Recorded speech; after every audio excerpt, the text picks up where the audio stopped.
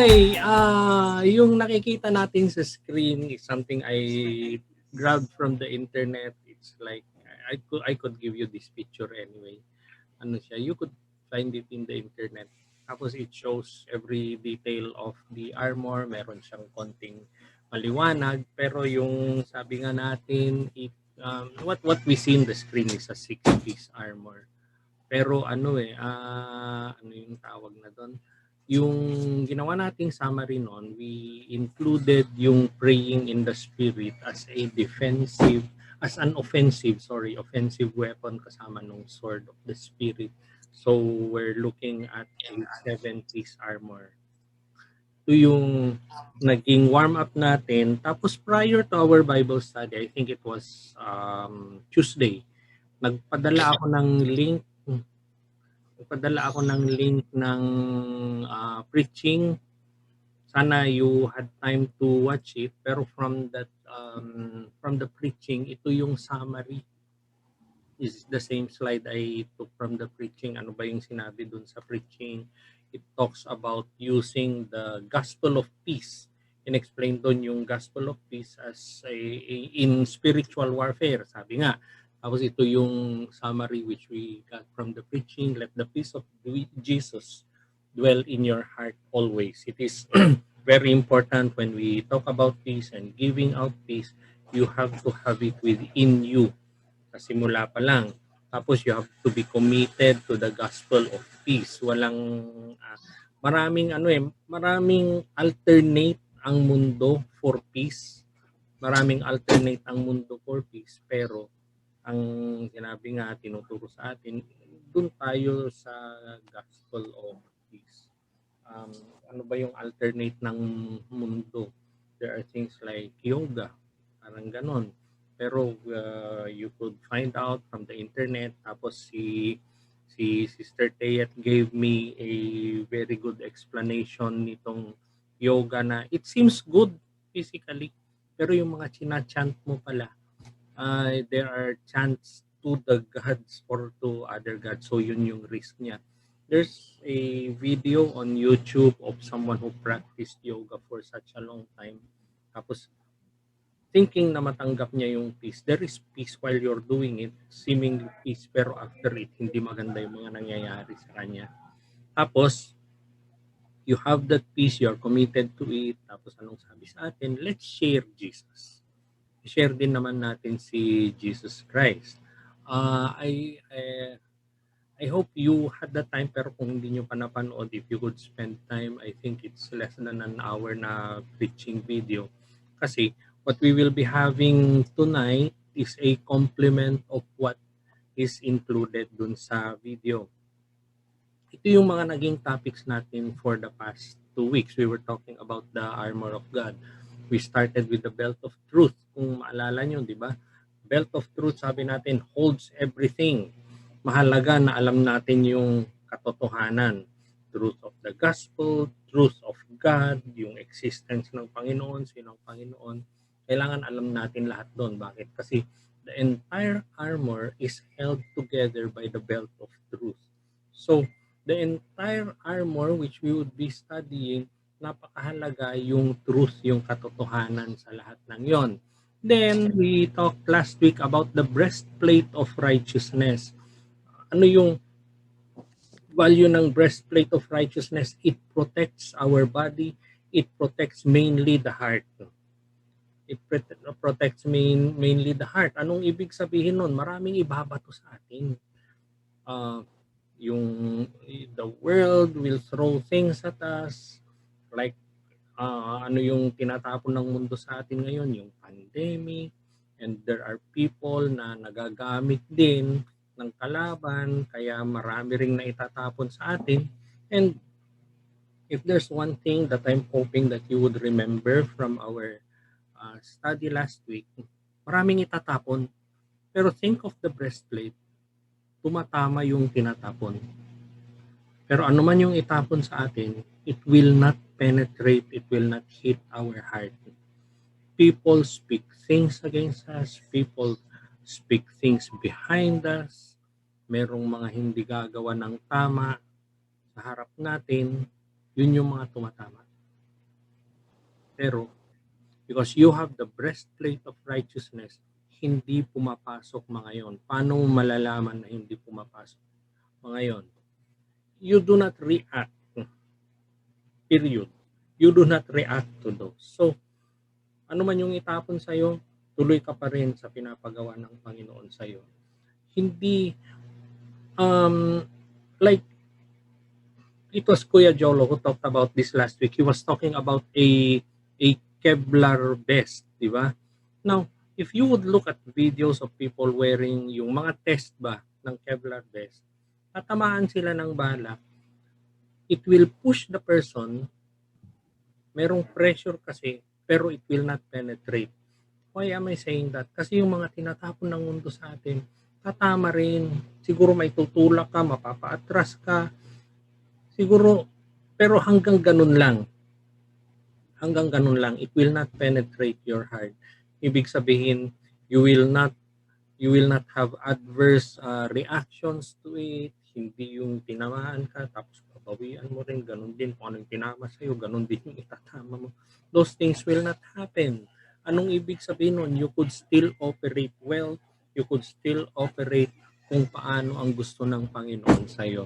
So, yun yung value ng breastplate. Kung napansin nyo, nag-escalate ba? Nag-escalate yung value ng breastplate. Nag-escalate yung full armor sa atin lahat. We were referring always to the scripture from the start of our study. Hindi na po natin babasahin lahat. We read this during nung sinimulan natin yung full armor of God.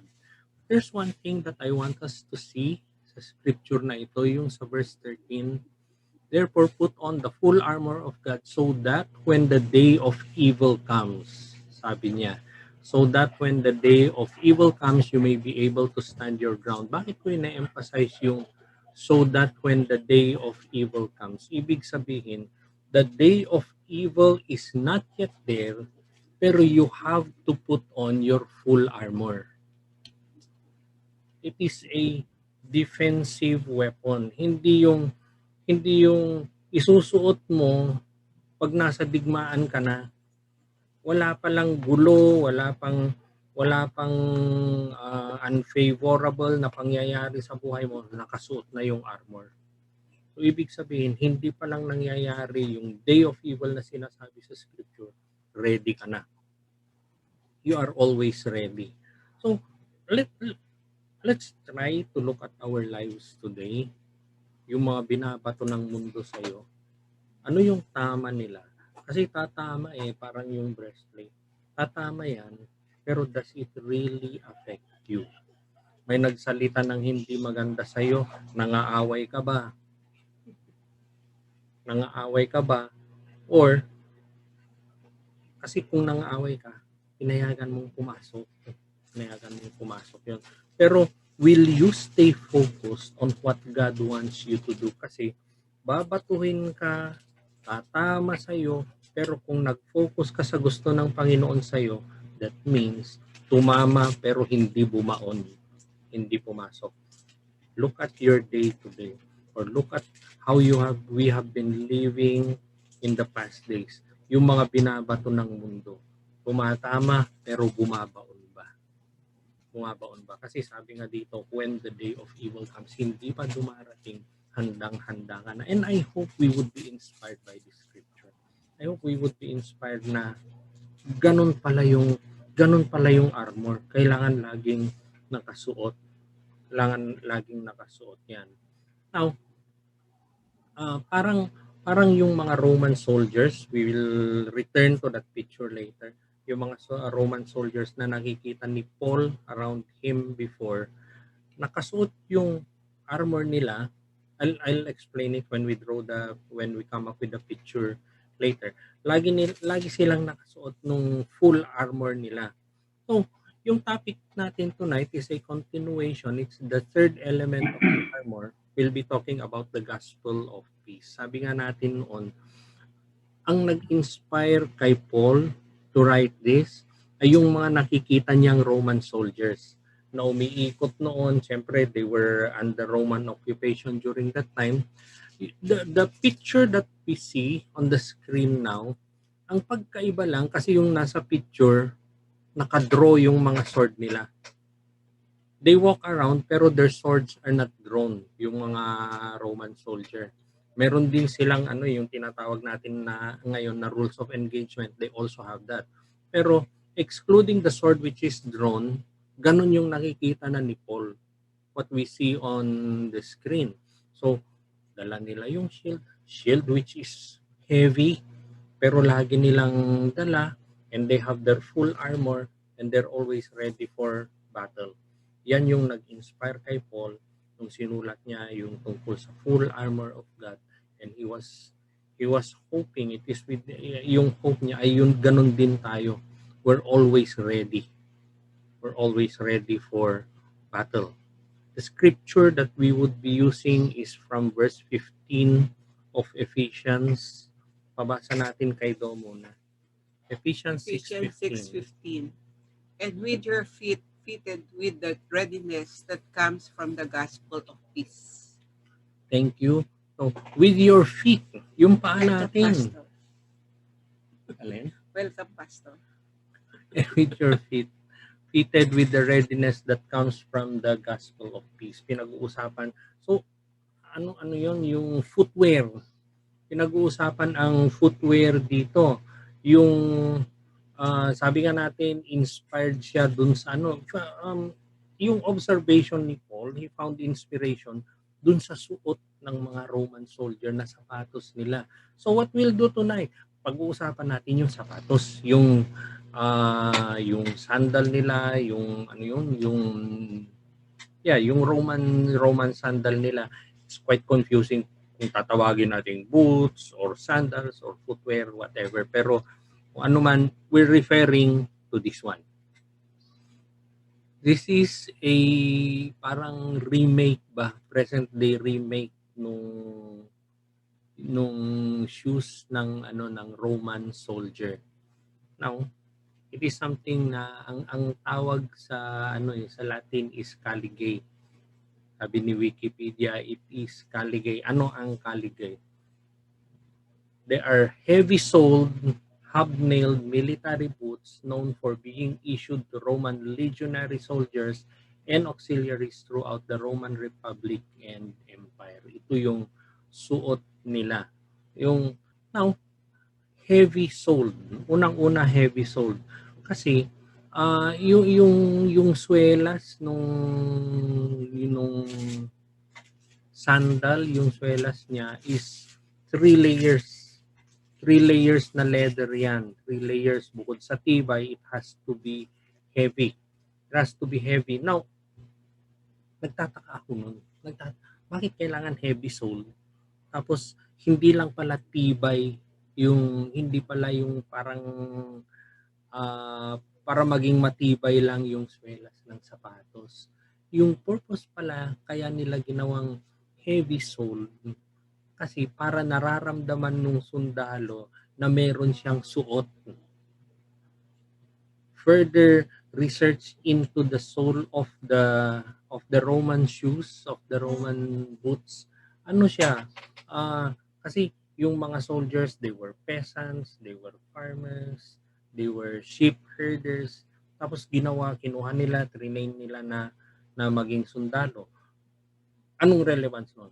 Yung iba hindi sila sanay na magsuot ng footwear. So when they wear that, nung binigyan sila ng isusuot nila, kailangan lagi nilang alam na may nakasuot. Yung pala yun. Tapos yung iba, they're used to parang remedyo lang na footwear. Single sole. Single leather lang yung Tapos tatali-tali pa nila para hindi matanggal. Ganon. So this one, it is heavy soled. Sadya. Para alam nila na laging may nakasuot, and just to get ahead of our study.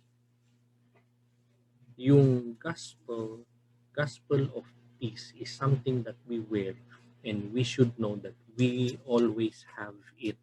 We always have it. We will look more into that later kasi we face challenges. Yes. We do face challenges sa buhay natin. Pero there are people who face challenges and they forget that they're wearing the gospel of peace. Binato na sila, makikipagbatuhan na rin. So, yun yung ibig sabihin, yun yung relevance niya nung inaaral ni Paul, kaya heavy soul, sabi niya. Tapos, when we look at the sample dito sa screen natin, may mga butas-butas siya, merong malaking butas dun sa likod, parang mga ganon.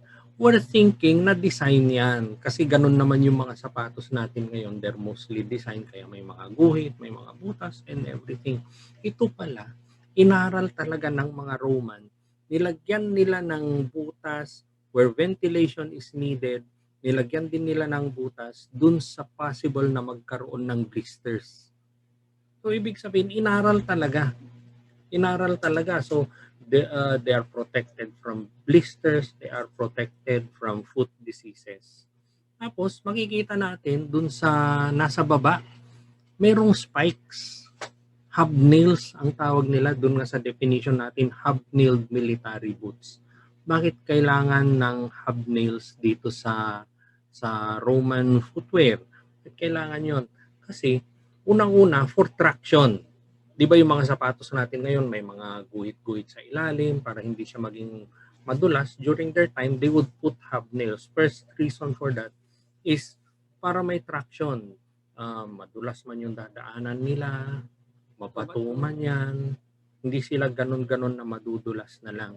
Especially for uneven terrain, napakahalaga na kailangan nila yung hobnails na ilalagay. Pero later, we'll look more into the hobnails, we'll look more onto the sole. Ngayon, kailangan ng hobnail, sabi natin. Ano man yung lakaran nila, kailangan matatag yung tayo nila. What does that mean for us? Yung a soldier's shoes formed the foundation of his armament. Yung boots, yung shoes na nakikita natin to the Romans is not only a footwear, it is considered a weapon for them.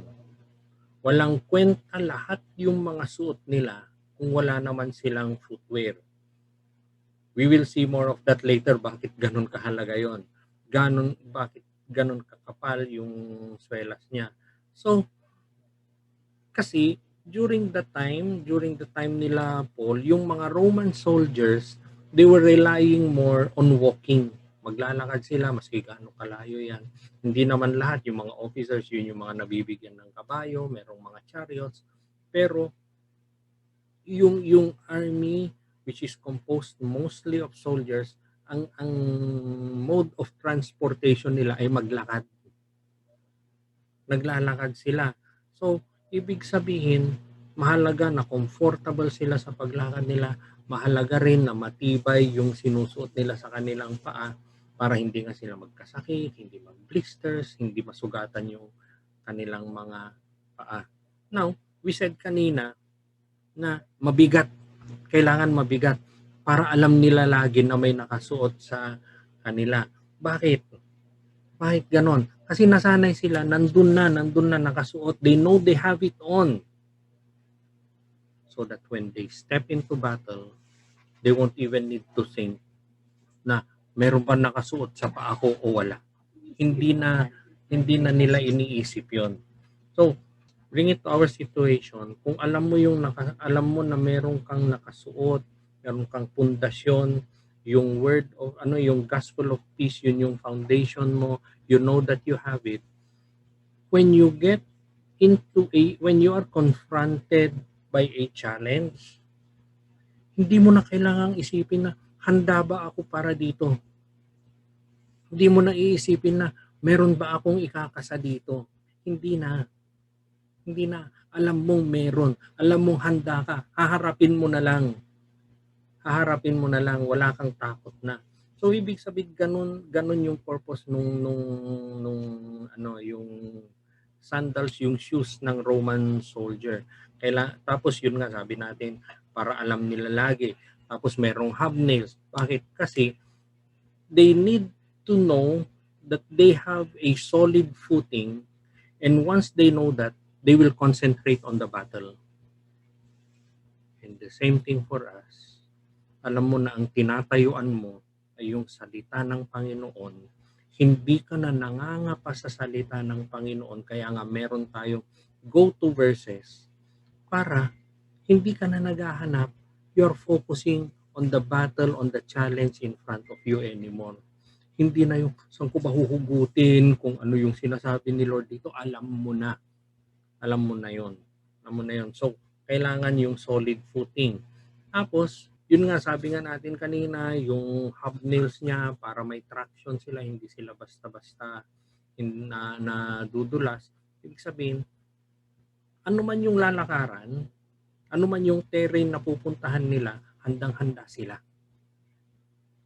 And the same thing for us. Life cannot be always ideal. Life is not ideal actually. Sana ideal na lang yung walang problema, laging maayos yung pero may dumarating at dumarating pa rin eh.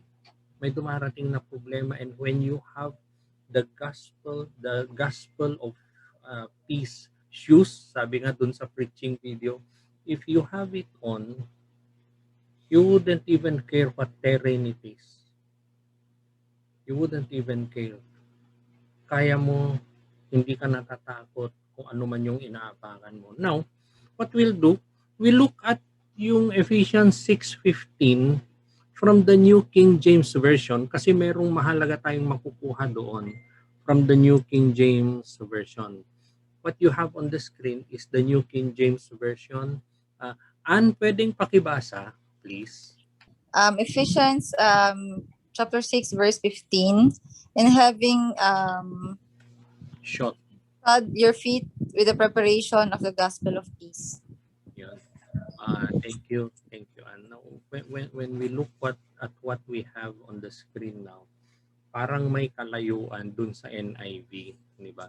Para siyang may kalayuan, although they were referenced on the same Greek version, original Greek version.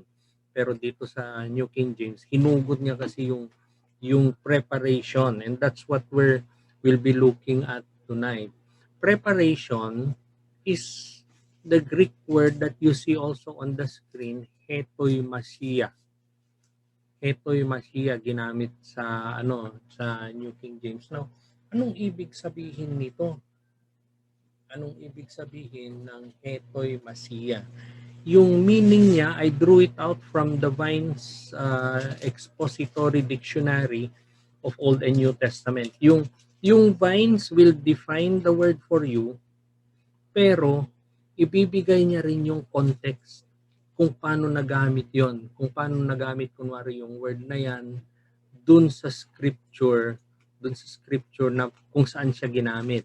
Now, yung Vine's Expository Dictionary explains it this way. Na yung word na preparation, anong explanation niya? In context, the gospel itself is to be the firm footing of the believer, his walk being worthy of it, and therefore a testimony in regard of it. Nung sinabing it is a preparation of the gospel of peace, it talks about the gospel as the firm footing. Dito, ito yung tinatayuan ng isang mananampalataya, at ito ay isang matatag na tinatayuan niya. Go back dun sa descriptions natin nung Roman shoes kanina na kailangan mabigat. Alam niya nandun.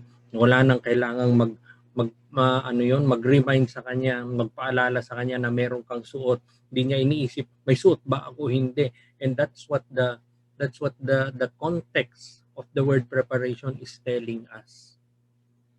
Tinatayuan mo na, hindi ka na nag-iisip. Hindi mo na iniisip kung merong nakasuot sa'yo. And it's the same thing for us. We go out, we wear shoes. Di ba? We go out, we wear shoes. Once na sinuot mo, hindi mo na iniisip. Pero alam mong nandun. And because you have it on, it provides you a firm footing. And in the same way, yung gospel daw is a firm footing of every believer. So, dahil nakasuot yan sa'yo, sabi nga natin, his walk being worthy of it. Dahil dahil nakasuot yung gospel of peace sa'yo, ganun ka rin mabuhay. So, later, isipin natin, meron bang disparity, meron bang, hindi ba nagkakasundo kung paano ako mabuhay tsaka yung nakasuot sa akin? It gives us a challenge.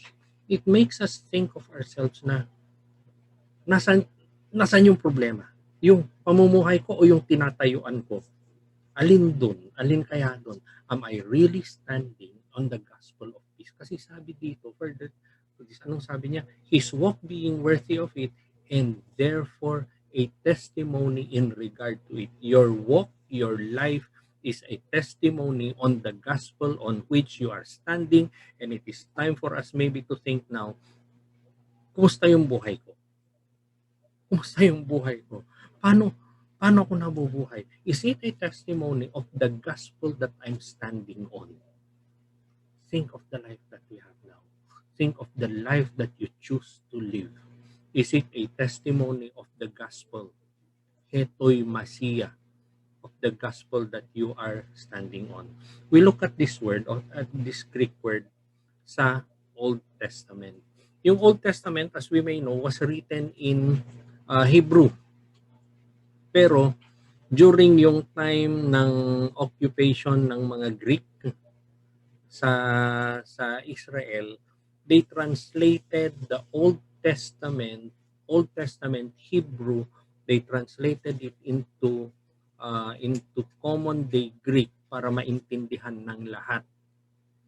Yun yung kung minsan naririnig natin yung term na Septuagint. Yun.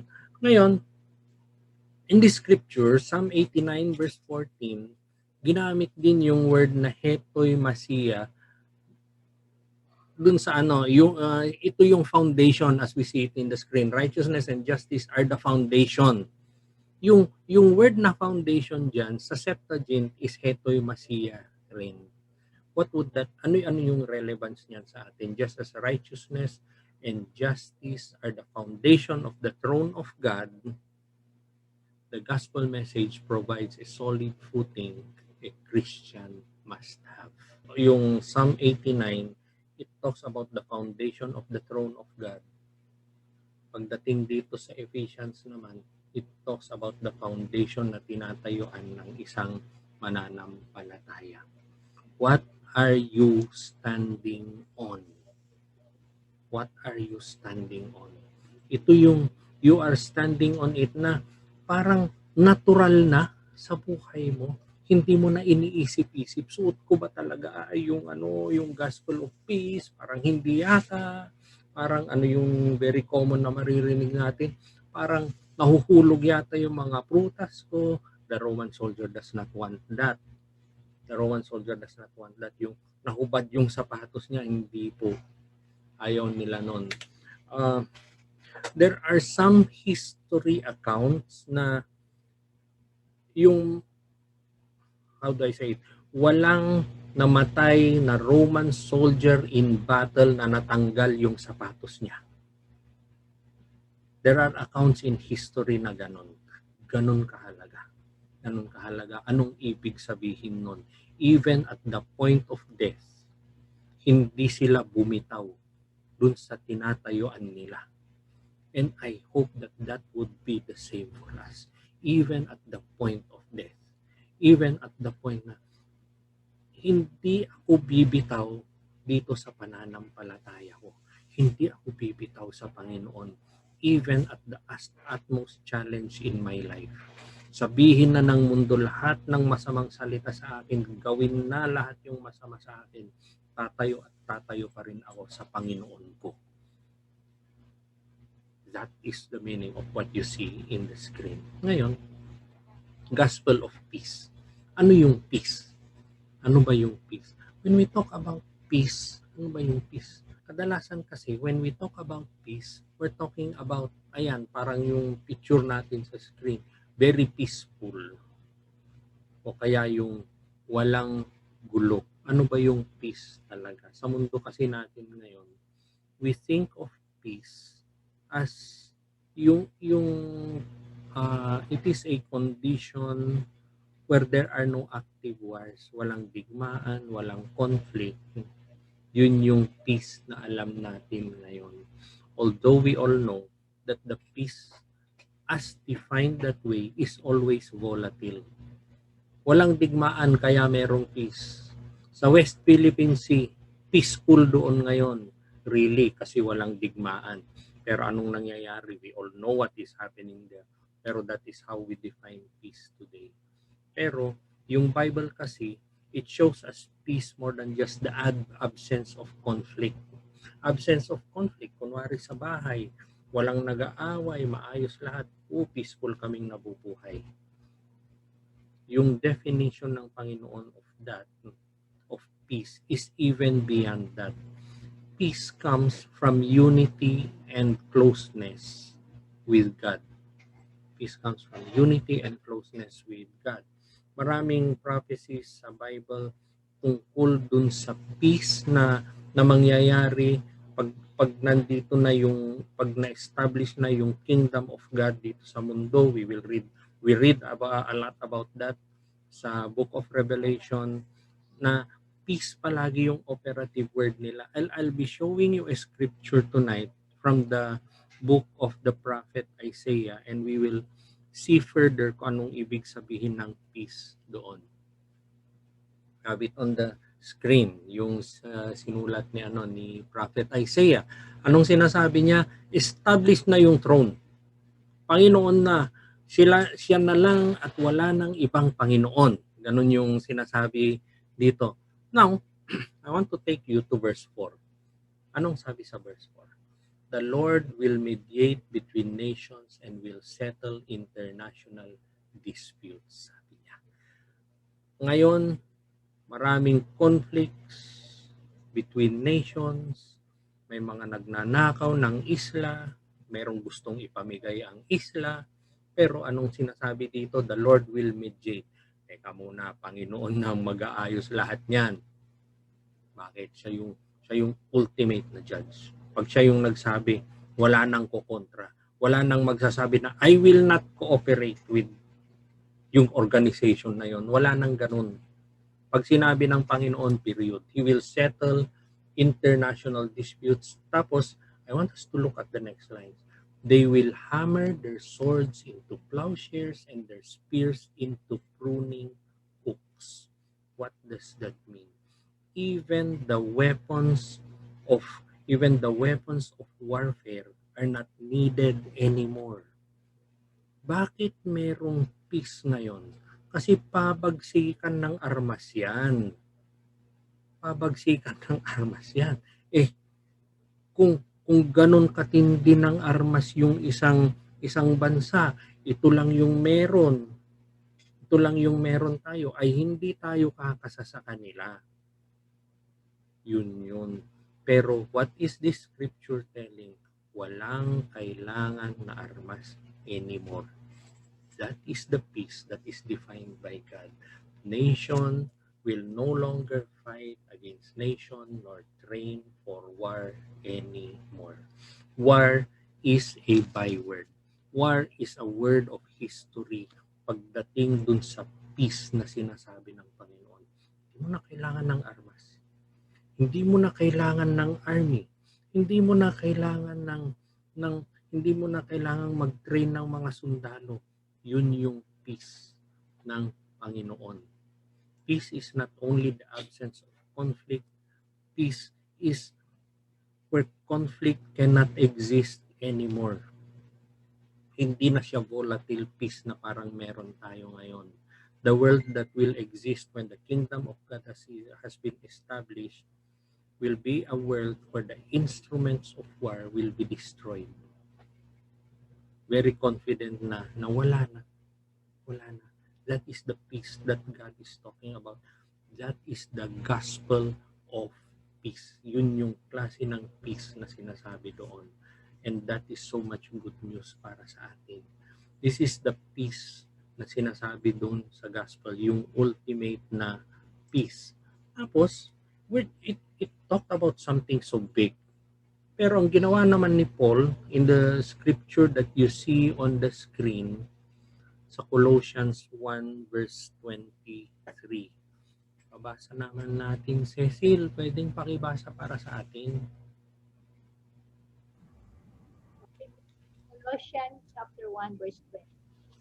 But you must continue to do this and stand firmly. Don't skip away from the right when you heard it. Thank you. Thank you, Cecil. We talked about something so big dun sa Isaiah. Dito naman, ginawa ni Paul na very personal sa atin. But you must continue to believe this truth and stand firmly in it. Anong sinasabi niya dito? Yung gospel na alam mo, yung footwear na nakasuot sa'yo, you must stand on it. You must stand on it. Hindi yung suot mo, tanggal muna, suot mo, tanggal muna. Hindi. Ang sinasabi ni Paul, if we will read the entire, yung Colossians 1 in context, maintindihan natin na huwag kang urong sulong. Pag ito na yung katotohanan, pangatawanan mo na yan.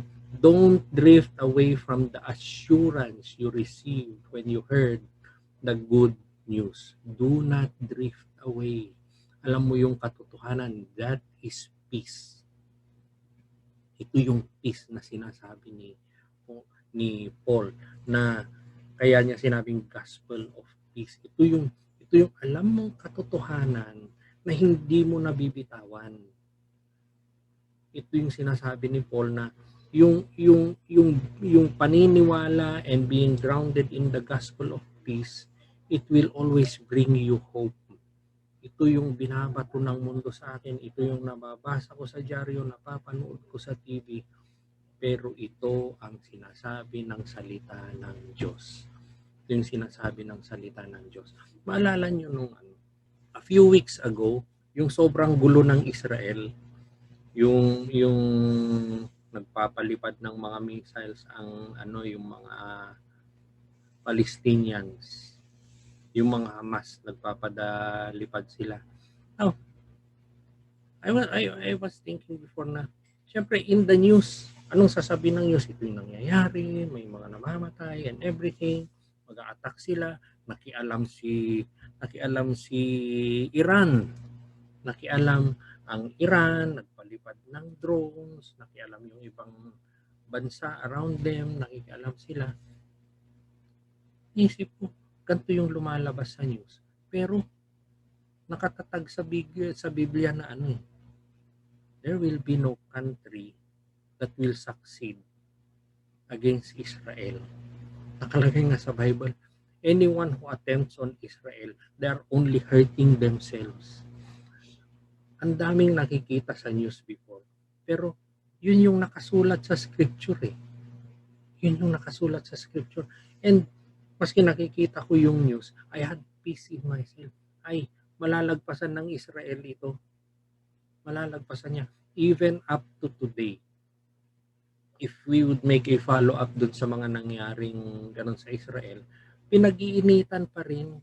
Marami raw war crimes na ginawa ang Israel nung binomba nila yung isang building, yung mga ganun. Sila pa yung lumabas na masama ngayon.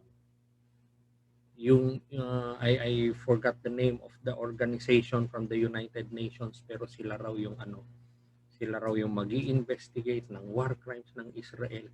Bakit si Israel? Tapos yung kabila wala silang iniisip na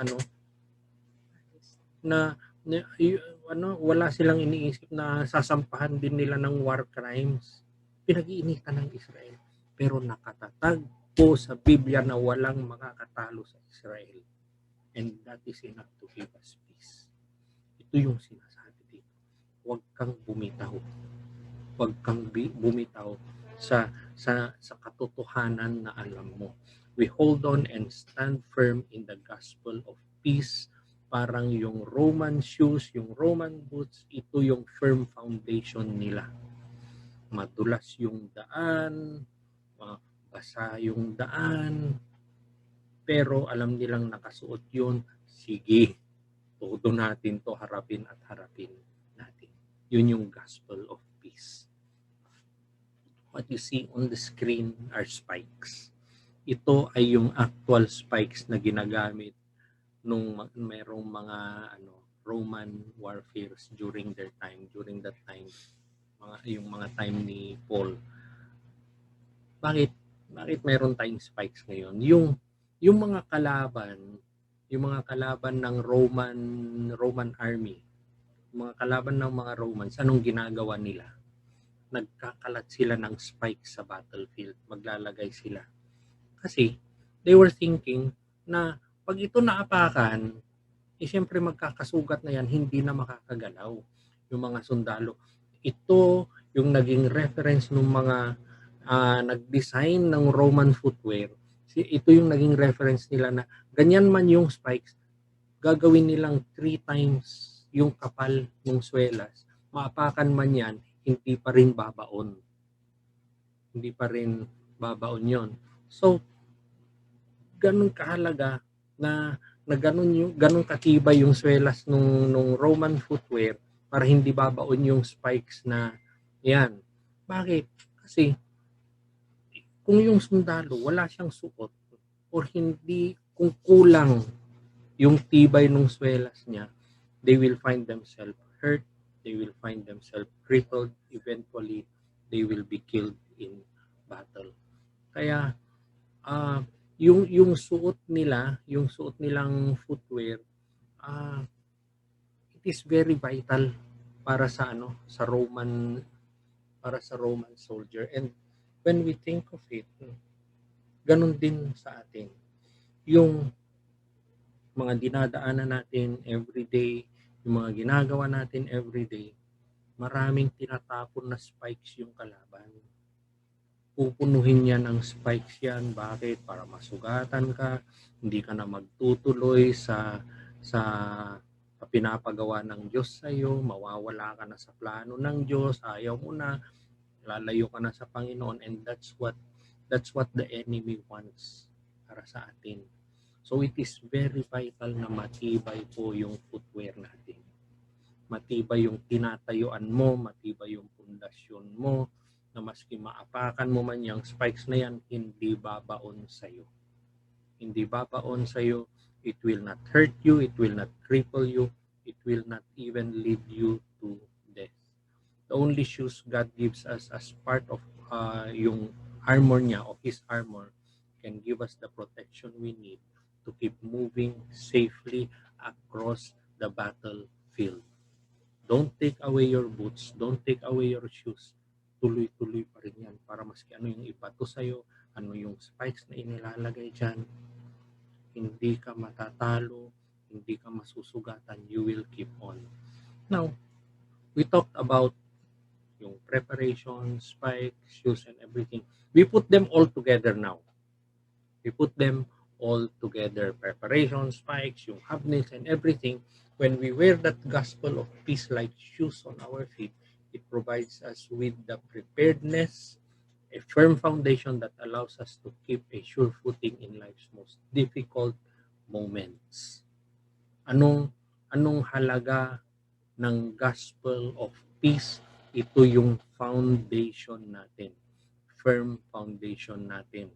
We talked on the first day about the belt of truth. You have to know the truth because it holds the armor together. But you have to have a firm foundation so that tatayo ka pa rin. Kailangan mo yan para kung ano man yung pagdaanan mo, ano man yung spikes na nilalagay ng kalaban, hindi ka masusugatan, hindi ka maaapektuhan. Kaya nga sabi natin kanina, hindi na iniisip nung Roman soldier kung nakasuot o hindi. Pupunta siya sa battlefield, maraming spikes nakita niya, lulusob pa rin siya. And ganun sana tayo. Hindi yung isipin, meron ba akong pundasyon? Nandito ba si Lord sa akin? Talaga bang saved ako? Huwag na sanang ganun. Huwag na nating isipin yung kasi nandyan. Alam mong nandyan yan. The shoes of the gospel, in short, the shoes of the gospel of peace allows us to keep a sure footing in life's most difficult moments. Let me show you the scripture. Hindi na natin babasahin lahat. Luke 9, verses 1 to 3. yung Luke 9, chapter 9 and chapter 10, it talks about Jesus sending out the disciples, sending out yung apostles niya na he was sending them to the villages. Tapos what I want us to look at, ito kasi yung yung nagbibilin si Jesus sa kanila. Tinawag niya yung mga apostles, tapos he gave them the power and authority to drive out demons and to cure diseases. What do they have with them? Authority. Tapos, and he sent them out, ito na, to proclaim the kingdom of God and to heal the sick. Meron siyang authority. Pero in verse 3, Jesus was so particular, take nothing for the journey, no staff, no bag, no bread, no money, no extra shirt. Ano ang dala nila? They had the authority of the word of God. Translated to our Bible study tonight, they were equipped with the gospel of peace. They were equipped with that. Pumunta kayo, ito lang ang dala nyo. Sabi ni Jesus Christ. They were equipped with the gospel of peace. Luke 9 verse 17 tells us na nung bumalik sila, nagsi-report sila. Anong sabi nila? Lord, even the demons submit to us in your name. Even demons submit to us in your name. What do they have with them? The gospel of peace. And the same with us. Pati yung mga demons na yan, pati yung mga temptations na yan, ano man ang ipakita ng mundo, if you're standing on the gospel of peace, they will submit to you in the name of Jesus. Verses 18 and 19 tells us, verse 18 and 19, pabasa natin kay Rocky. Nandito ka pala, kasama ka namin tonight. Pakibasa naman, Rocky. Luke 10:18 to 19. And he said to them, I saw Satan fall like lightning from heaven. Behold, I give you power to trample on serpents and scorpions and over all the power of the enemy, and nothing shall by any means hurt you. Amen. So, anong sabi ni Jesus Christ? I saw Satan fall like lightning from heaven. Nag-report sila, Lord, pati nga yung mga demon, bumibigay in your name. What do they have with them? The gospel of peace. Tapos anong sabi dito? I saw Satan fall like lightning from heaven. Nakita ni Jesus Christ. Tapos, behold, I want you to look at this line. Kaya ako nilagay, I give you power to trample on serpents and scorpions. What do you use to trample on serpents and scorpions? You use your feet. Your feet, which is protected by the gospel of peace. I give you power. There is power in standing on the gospel of peace. You can trample on serpents and scorpions and overall the power of the enemy. Stand on a firm foundation of the gospel and walang ilalaban ang kalaban sa iyo. You have that power. Ano yung pinapakita sa iyo? Ano yung mga naririnig mo? Ano yung mga discouragement na binabato sa iyo? Anong sabi ng scripture natin? Over all the power of the enemy. And nothing shall by any means hurt you. Because you are equipped with the gospel of peace, Satan will fall like lightning from heaven. You have that power. Tapos you can trample on serpents and scorpions and over all the power of the enemy. And nothing shall by any means hurt you. Nothing. Ano yung kondisyon lahat ng ito? You have to be founded on the gospel of peace. Next scripture na ipapakita ko ay ito. Bago hinarap ni David si Goliath, di ba, bata siya, binaunan niya lang ng pagkain yung mga kapatid niya, nagtanong-tanong, mamaya sinabi niya, kaya kong labanan niyang si Goliath. Dinala siya hanggang kay Haring Saul, dinala siya. Tapos anong sabi ni Saul? Suot mo yung armor ko, bigyan nyo ng sword, ng shield, ng armor yan, sabi niya. Then Saul dressed David in his own tunic. Pinasuot lahat kay David. Tapos anong nangyari? Sinuot niya lahat. David fastened on his sword over the tunic. So nilagay niya yung buo. Tapos, but he was not used to them. Hindi siya sanay. I cannot go in this, he said to Saul, because I am not used to them. So he took them off. Bakit mahalaga yung scripture na ito sa Bible study natin ngayon? Do not fight a battle wearing the armor of somebody else. Binigay ni God yung full armor to each of us. So, ibig sabihin, meron tayong kanya-kanyang armor. Anong ibig sabihin nun? Do not be insecure when somebody is equipped with more scriptures. Hindi dahil yung isang tao ang dami-dami niyang scriptures, huwag mong isipin na kayang-kaya niya lahat ng na mas kaya niyang lumaban kaysa sa akin. Do not do that. Even before isasabak ka ng Panginoon sa anumang digmaan, be sure He will make sure that you are already equipped for that. Huwag mong isipin na hindi ako ganun ka-equip para harapin ito. Huwag mong isuot yung armor ng ibang tao. Huwag mong isipin na itong si Sister Tayet, ang dami niyang alam na scriptures. Sana sa kanya na lang binigay yung battle na to, sa akin konti lang, hindi po.